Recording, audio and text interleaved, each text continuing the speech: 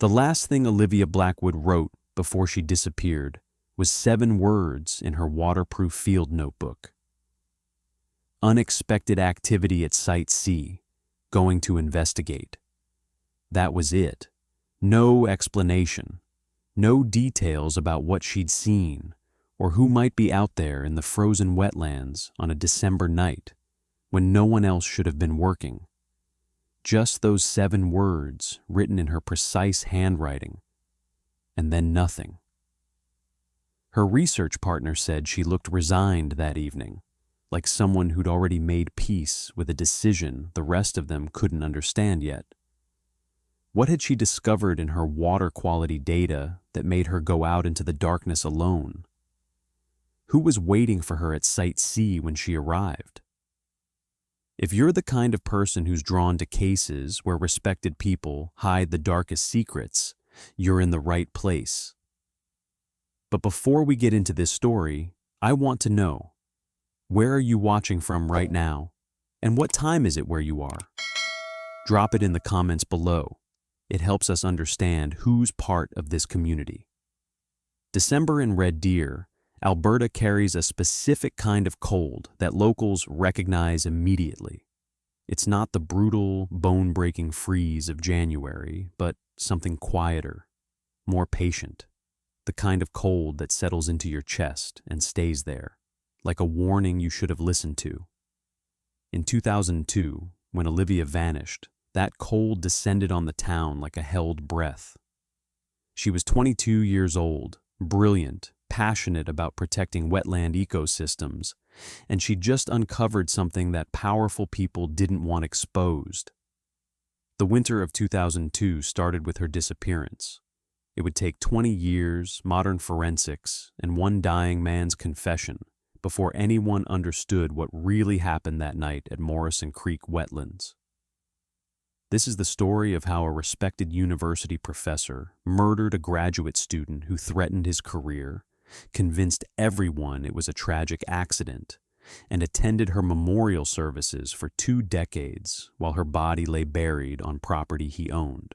Olivia Blackwood wasn't the type of person who disappeared quietly into statistics. She was the kind of student professors remembered years later. Intense, focused, driven by something deeper than good grades or career prospects. At 22, she'd already published research on seasonal variations in wetland ecosystems, work that caught attention beyond the small academic circles of Red Deer's University. Her apartment walls were covered with maps of Morrison Creek Wetlands, photographs of water samples, charts tracking pH levels and biodiversity markers. Her roommate said Olivia treated the wetlands like some people treat family, fiercely protective, personally invested in their survival. Most graduate students avoided winter field work. The equipment freezes, your fingers go numb handling water samples, and the data collection takes twice as long when you're fighting against wind that cuts through every layer you're wearing. But Olivia had insisted on it. She needed winter baseline data for her thesis, she told her advisor. Without it, her research on seasonal variations would be incomplete. Dr. Richard Blackburn had resisted at first. Department heads don't typically approve solo winter field studies for graduate students, especially not in December when darkness comes early and temperatures drop fast. But Olivia's academic record was exceptional, and she could be persuasive when she believed in something. Eventually, he'd signed off on it. Marcus Thorne, her research partner, helped her load equipment into her car on the evening of December 12th. He remembered watching her check her camera, her sampling tools, the waterproof notebook she always carried. She'd seemed different that day, quieter than usual.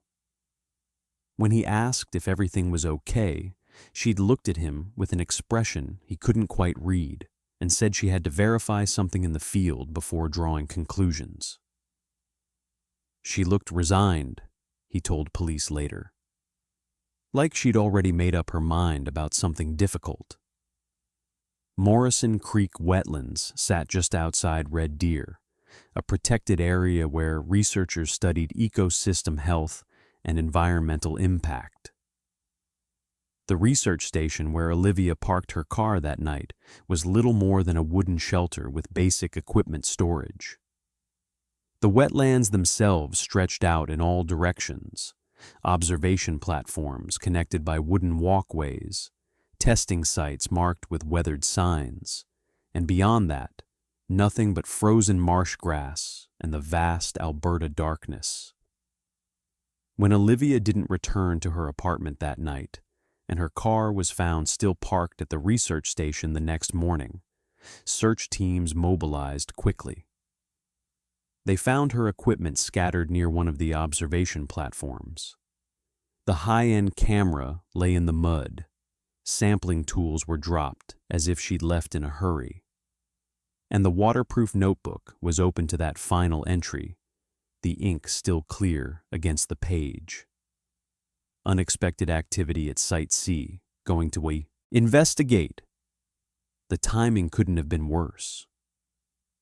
Heavy snowfall began that night, the kind of storm that erases tracks and buries evidence under inches of white. Search and rescue teams fought through it anyway, calling her name into the wind, checking every platform and testing site within miles of where her equipment had been abandoned. But Olivia Blackwood was already gone, and the snow was covering more than just footprints. Detective Sandra Martinez of the Red Deer RCMP had worked missing persons cases before, but something about the scattered equipment at Morrison Creek Wetlands bothered her from the start. It wasn't random. The camera had been placed down, not dropped. The sampling tools were arranged in a way that suggested Olivia had been preparing to document something when she'd been interrupted. Martinez stood at the observation platform where the equipment had been found, trying to reconstruct what had happened. A graduate student doesn't abandon expensive research gear unless something urgent pulls her away.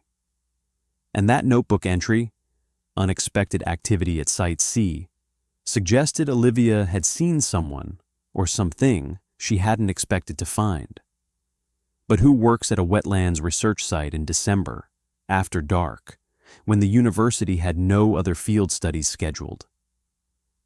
The initial missing persons investigation followed standard protocols. Interview family, friends, classmates, check financial records for unusual activity, review her recent communications for signs of distress or plans to leave. Everything pointed to a young woman focused entirely on her research, with no reason to disappear voluntarily. Martinez's instincts shifted when she started digging into the university's environmental science department.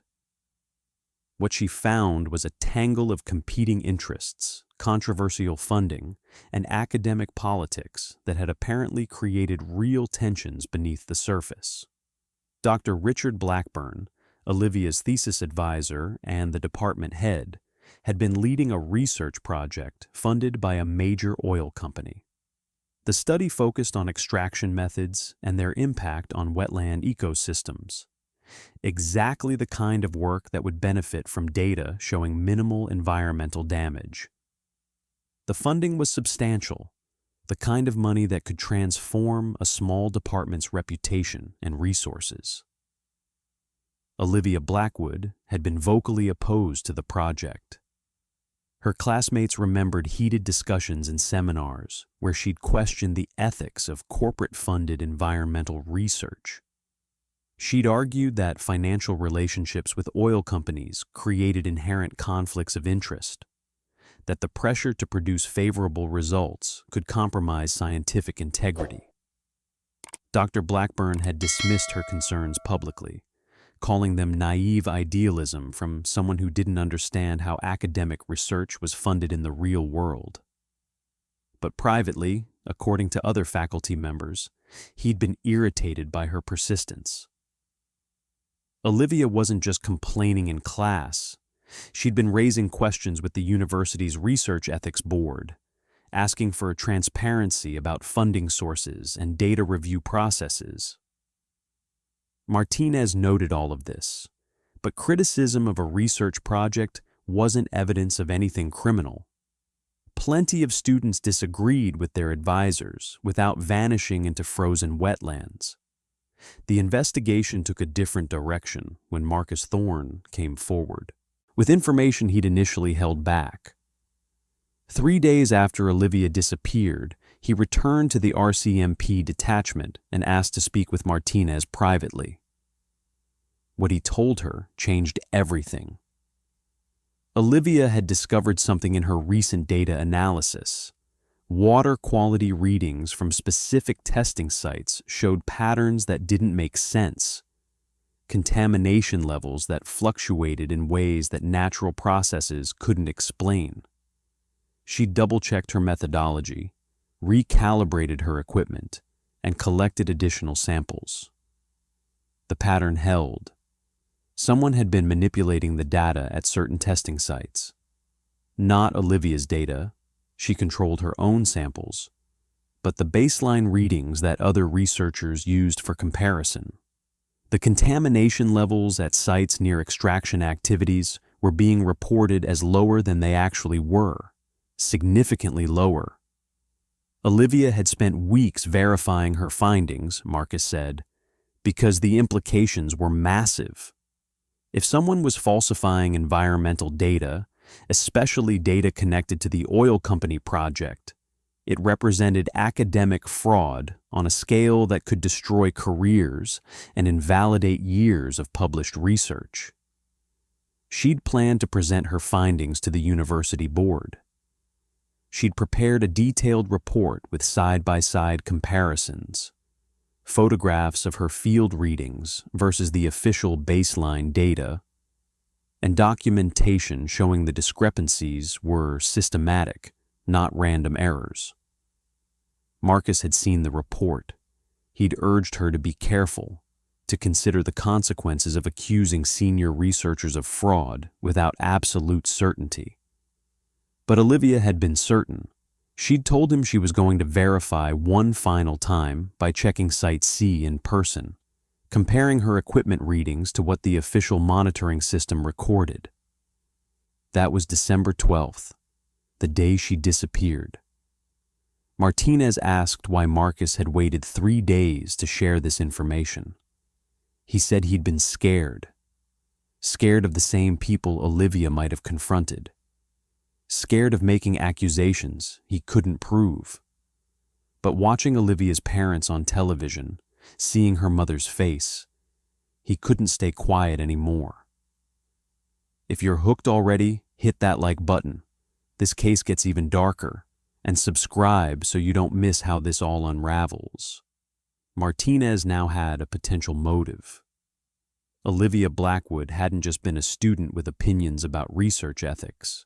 She'd uncovered evidence of fraud, evidence that could end careers and trigger criminal investigations into data manipulation.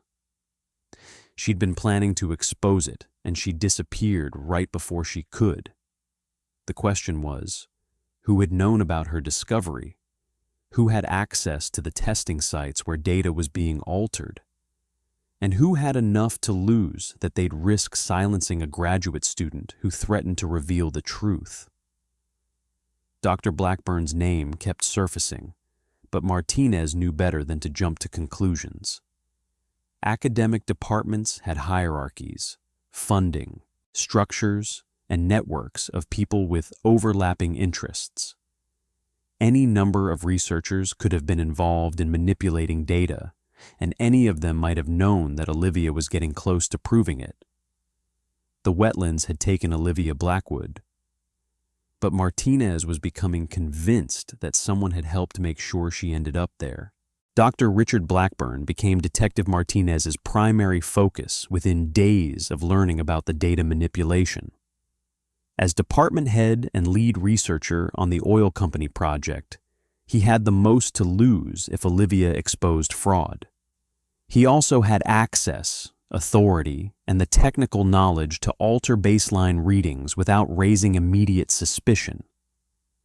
His alibi for the night of December 12th was weak.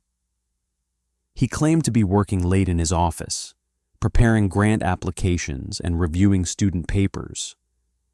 But security footage told a different story.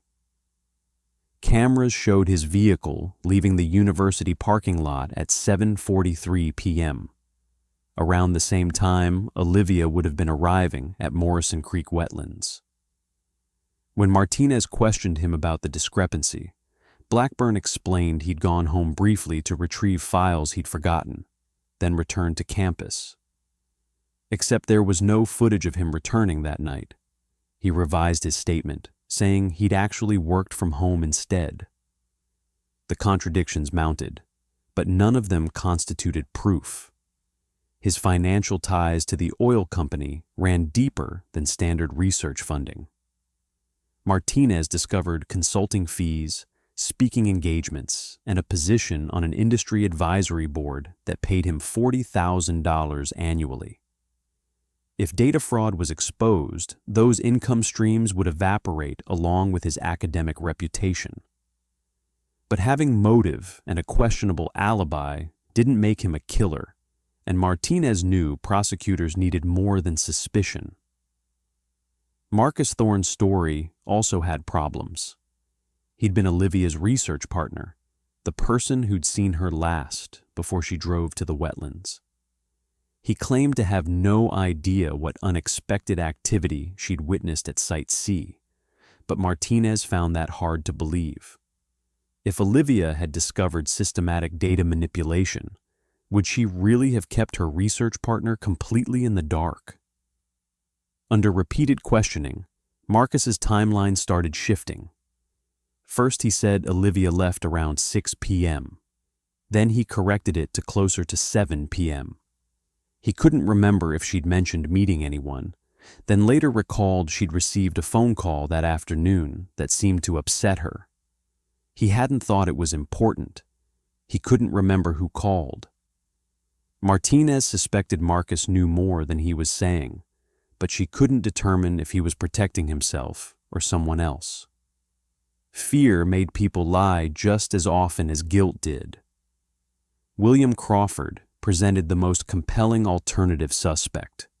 He was a senior researcher who'd worked with Blackburn on the oil company project for 3 years.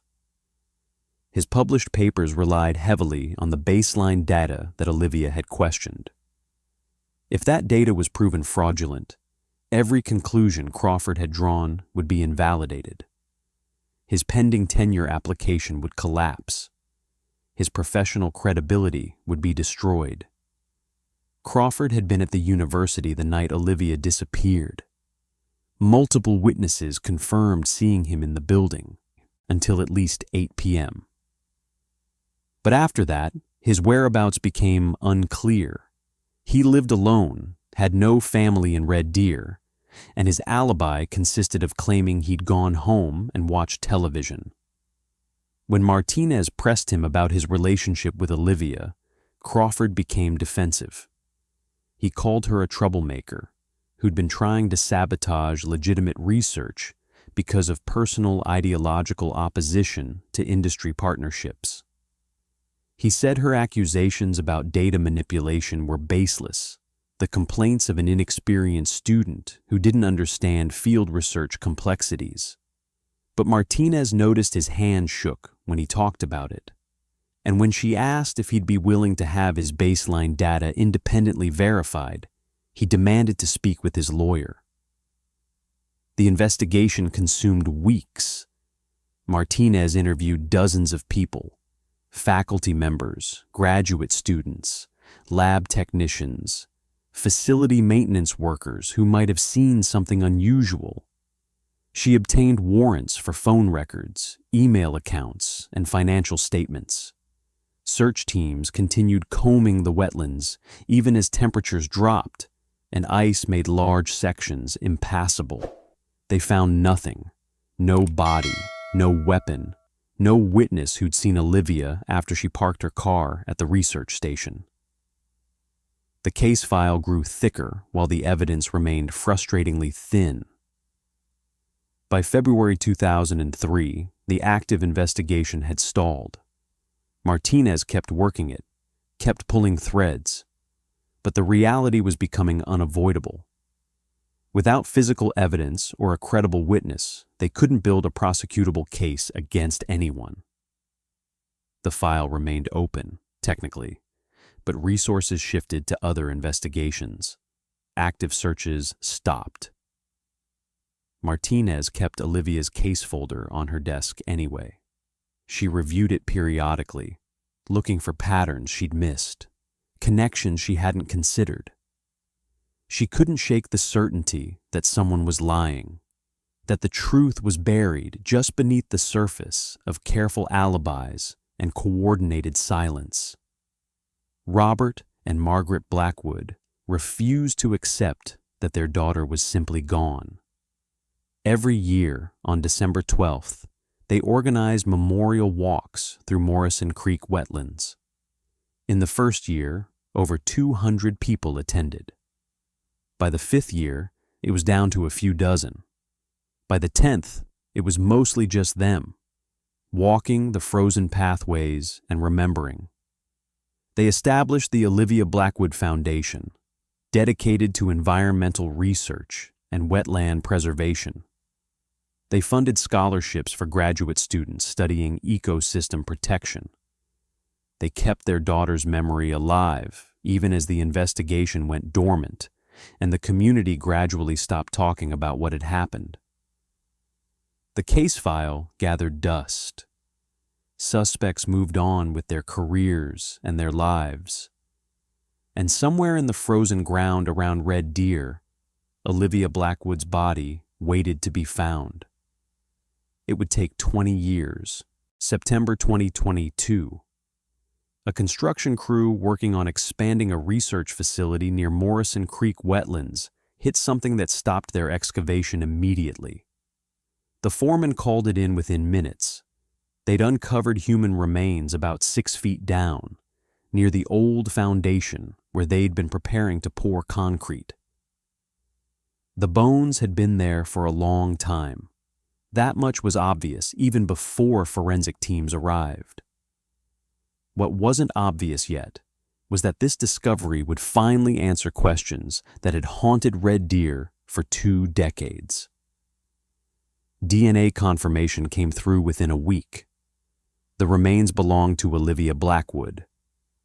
Detective Sandra Martinez, now a senior investigator, got the call at her desk. She'd never stopped thinking about this case, never stopped reviewing the file during slow weeks, never stopped believing that someone had gotten away with murder. Now, after 20 years, she finally had a chance to prove it. The location of the burial site was significant. This wasn't random wilderness.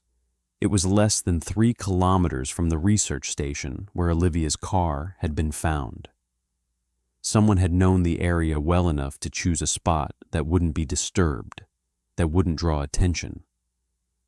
But the real breakthrough came from what had been buried with her.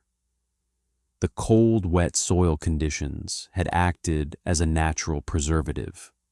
Fabric samples, trace materials, even organic matter had survived in ways that wouldn't have been possible in drier ground. The forensic team worked methodically, documenting everything before removal, treating the site like the crime scene it had always been. They found a damaged thumb drive in a protective waterproof case, buried alongside Olivia's remains. The plastic casing had cracked over the years. Moisture had penetrated the seal, but modern data recovery specialists could work miracles with damaged storage media. It took specialists 3 weeks to extract usable data from the corrupted drive. What they recovered was devastating. Olivia's complete research findings. Dozens of photographs showing equipment readings at various testing sites. Water quality measurements that directly contradicted official baseline data. spreadsheets comparing her results with published numbers, documentation that proved systematic manipulation of environmental monitoring data over a period of at least 2 years. She'd been building an airtight case. The thumb drive contained evidence that would have triggered criminal investigations, destroyed careers, and exposed a conspiracy that reached beyond just academic fraud into potential environmental law violations. And there was more. Email exchanges she'd saved showed coordination between multiple researchers discussing how to handle the Blackwood problem. Messages about meetings that needed to stay off official calendars. References to damage control and managing potential exposure. The thumb drive proved Olivia had been murdered to protect a secret. But the physical evidence told the story of how. Modern forensic analysis, far more sophisticated than what had been available in 2002, revealed blunt force trauma to the back of Olivia's skull. The angle and pattern suggested she'd been struck from behind with something heavy and relatively flat, possibly a piece of research equipment. The injury patterns didn't match an accidental fall from an observation platform, which had been one of the theories floated during the original investigation. Someone had hit her hard enough to fracture bone, and the positioning suggested she'd been facing away from her attacker when it happened. Whoever killed Olivia had tried to stage it as an accident, but they'd buried her instead, which meant the staging hadn't worked the way they'd planned. Something had gone wrong, and panic had driven them to concealment rather than calling it in as a tragic mishap. This is where everything changes. If you think you know where this is going, stick around. The truth is even more shocking. Martinez had evidence now, real evidence, physical proof of fraud, conspiracy, and murder. After 20 years of frustration and dead ends, she finally had what she needed to bring Olivia's killer to justice. She just had to figure out which suspect had struck the blow and which ones had helped bury the truth. With physical evidence and recovered data in hand, Martinez began pulling apart the old witness statements from 2002. She knew what to look for now: the gaps, the careful evasions, the places where people had told partial truths designed to protect themselves and others. Technology gave her tools that hadn't existed 20 years earlier. Cell phone records from 2002 still existed in archived databases, and modern analytical software could map communication patterns in ways that would have been impossible during the original investigation. The pattern that emerged was damning. December 12, 2002, between 6 p.m. and midnight, showed a flurry of calls connecting Dr. Blackburn, William Crawford, and Marcus Thorne. Calls that lasted minutes, not seconds. Calls placed from locations that didn't match their stated alibis. A network of communication happening precisely during the hours when Olivia Blackwood disappeared. Martinez had always suspected coordination. Now she could prove it. The break came from an unexpected direction. William Crawford, now 67 years old and facing terminal pancreatic cancer, contacted Martinez in October 2022. He said he needed to talk before he died, that he couldn't meet his end, carrying what he'd carried for 20 years. His confession lasted 3 hours and destroyed any remaining doubt about what had happened. Crawford explained that the data manipulation had been Blackburn's idea from the start. The oil company funding came with implicit expectations. Research that showed extraction methods had minimal environmental impact. Blackburn had rationalized it as minor adjustments, massaging the numbers to reflect what he believed was the larger truth, rather than anomalous readings. But minor adjustments had become systematic fraud. Baseline contamination levels were being recorded at half their actual measurements. Water quality readings that should have triggered environmental reviews were being altered to stay within acceptable limits. It wasn't just unethical, it was criminal, violations of environmental protection laws that carried serious penalties. Olivia had figured it out through careful comparison work. She'd taken her own samples, used her own equipment, and documented discrepancies that couldn't be explained by methodology differences or equipment calibration. She'd built a case that would stand up to external review. Crawford said she'd confronted Blackburn 2 days before she disappeared. She'd told him she had proof, that she was taking it to the university board and to provincial environmental authorities. She'd given him a chance to come forward voluntarily, to admit the fraud and face consequences, but Blackburn had refused. The plan had been intimidation, Crawford insisted.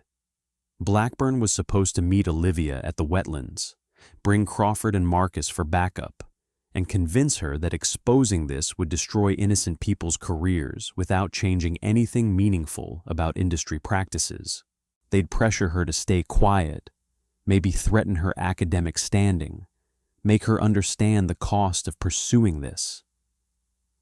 But when they confronted her at Site C that night, Olivia hadn't backed down.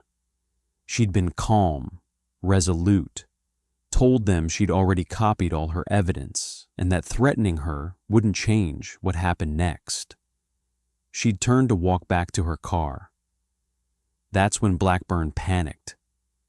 Crawford said he'd watched Blackburn grab a metal equipment case, the kind used to protect sensitive instruments during transport, and swing it at the back of Olivia's head.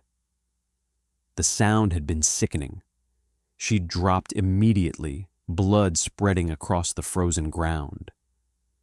They'd checked for a pulse. She was alive but unconscious. Marcus had wanted to call emergency services, but Blackburn had refused.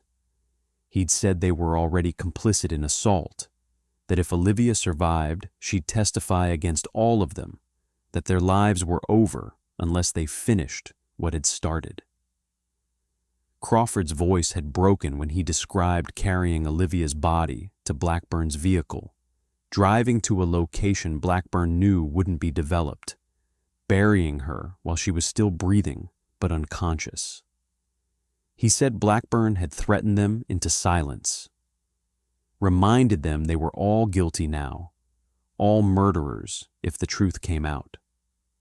For 20 years, they'd kept the secret while Olivia's parents searched, and Detective Martinez investigated, and the truth stayed buried 3 kilometers from where it had happened. The arrest of Dr. Richard Blackburn on November 3rd, 2022, sent shockwaves through Red Deer. He was 73 years old now, retired from the university, but still respected in academic circles, still considered a pillar of the environmental science community. People couldn't reconcile the man they knew with the accusations being made. But the evidence didn't care about reputation. RCMP officers took him into custody at his home on a quiet residential street where he'd lived for 30 years. Neighbors watched in disbelief as he was led to a police vehicle, hands cuffed behind his back, his face showing neither surprise nor resistance. What made the arrest particularly devastating for Red Deer's community was the realization of how thoroughly Blackburn had deceived them. For 20 years, he'd attended memorial services for Olivia. He'd stood beside Robert and Margaret Blackwood during their annual walks through Morrison Creek Wetlands. He'd given speeches about the tragedy of losing such a promising student. He'd contributed to the Olivia Blackwood Foundation, all while knowing exactly where she was buried and how she'd gotten there. Martinez's investigation revealed the full scope of his manipulation.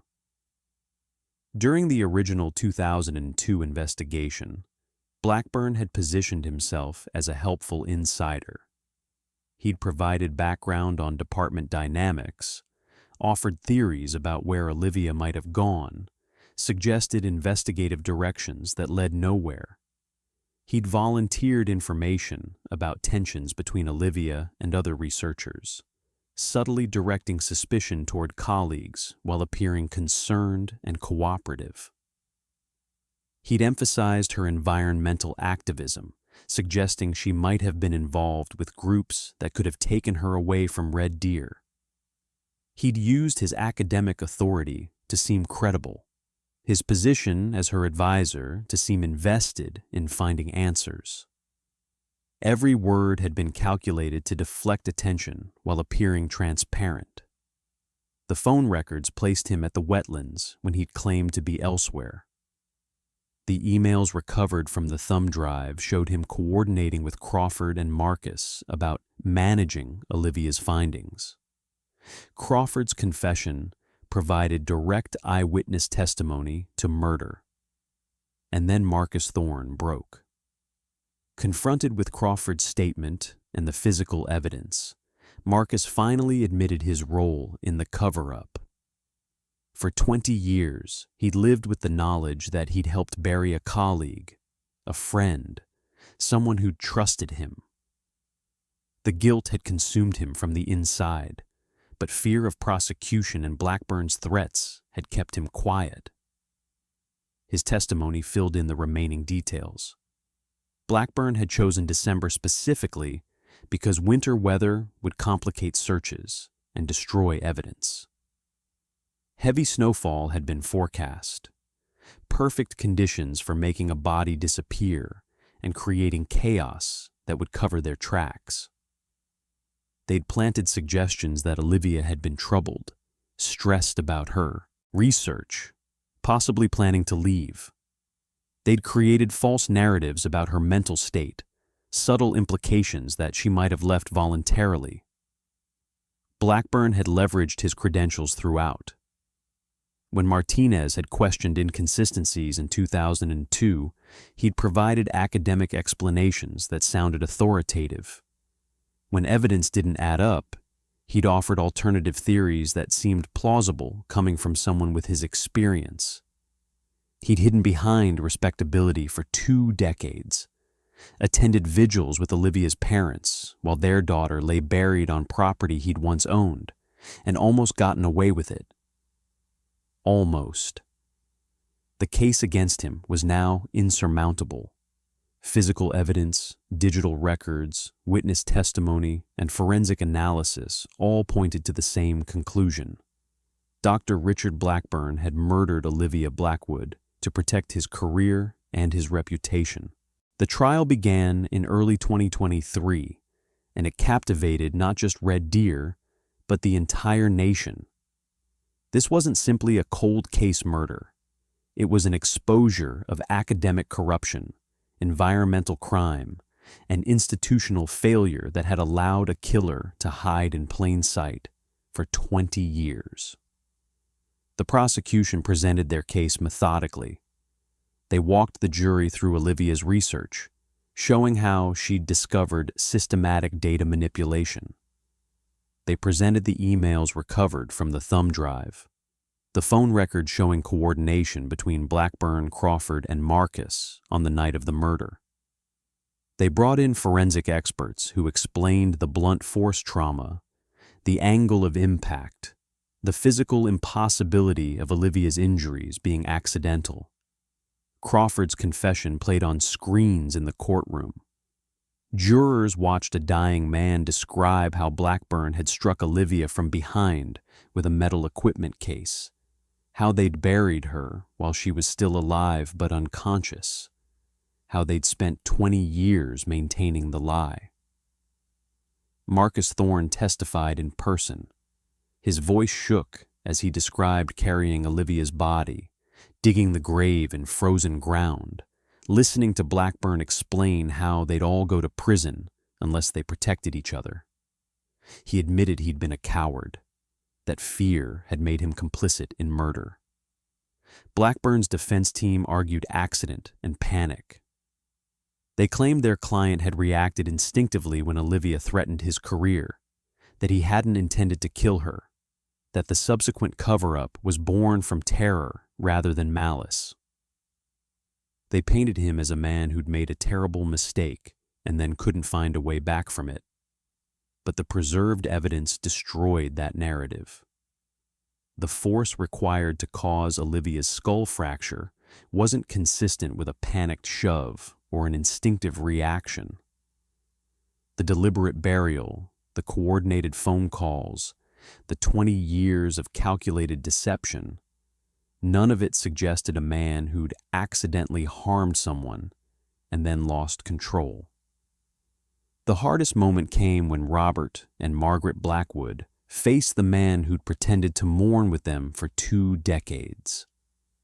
Margaret delivered their victim impact statement, her voice steady despite visible tears. She spoke about attending memorial services where Blackburn had stood beside them, offering comfort while knowing exactly where their daughter was buried.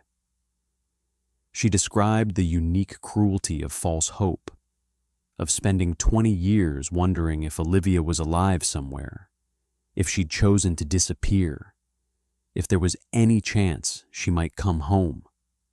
She talked about accepting donations from Blackburn for the foundation they'd created in Olivia's name.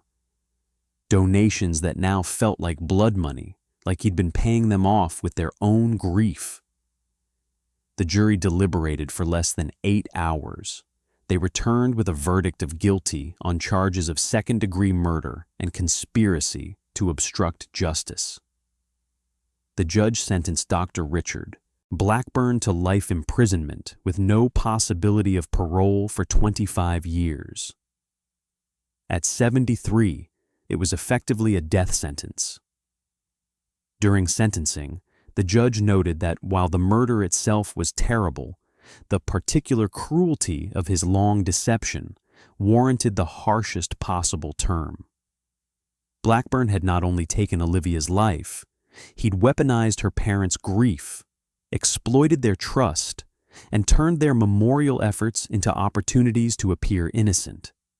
He'd shown no remorse, offered no apology, admitted no wrongdoing, even when the evidence made denial absurd.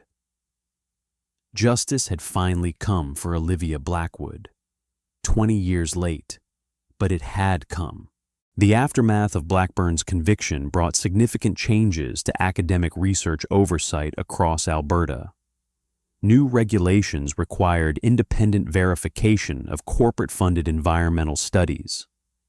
Universities implemented stricter conflict of interest policies and mandatory external audits for research involving industry partnerships. The Olivia Blackwood Memorial Scholarship for Environmental Ethics was established, supporting graduate students committed to research integrity and environmental protection. It stands as recognition that speaking truth to power shouldn't cost you your life. Morrison Creek Wetlands received designation as a protected research area, permanently preserved for scientific study and environmental education. The observation platforms Olivia once walked now bear plaques explaining the importance of ethical research practices. Detective Martinez, reflecting on the case at a press conference after sentencing, said something that resonated deeply. Technology evolves, consciences weigh heavy, and eventually, truth finds its way to the surface. It took 20 years, but Olivia got justice. Red Deer struggled with the revelation that such darkness had existed among them for so long. A respected professor, a man who'd shaped generations of students, had murdered someone and then seamlessly continued his life. It forced uncomfortable questions about who people really are beneath the masks they wear. Spring 2023 brought closure of a different kind. Olivia Blackwood was finally laid to rest in a cemetery overlooking the wetlands she died trying to protect. Hundreds attended, former classmates, researchers who'd followed in her footsteps, community members who'd never forgotten her story. Her headstone bears an inscription her parents chose carefully. She sought truth in nature's depths and gave her life for what she found. Morrison Creek Wetlands has become more than a research site. It represents the cost of environmental stewardship and the importance of pursuing truth regardless of consequences. Students visit to understand what Olivia stood for and what her death revealed about the fragility of scientific integrity when money and reputation are at stake. Olivia's story reminds us that some secrets can't stay buried forever. What do you think about cases like this? Share your thoughts below. And if you want more deep dives into cold cases that finally got solved, hit subscribe and turn on notifications. Thanks for watching, and until next time, stay curious.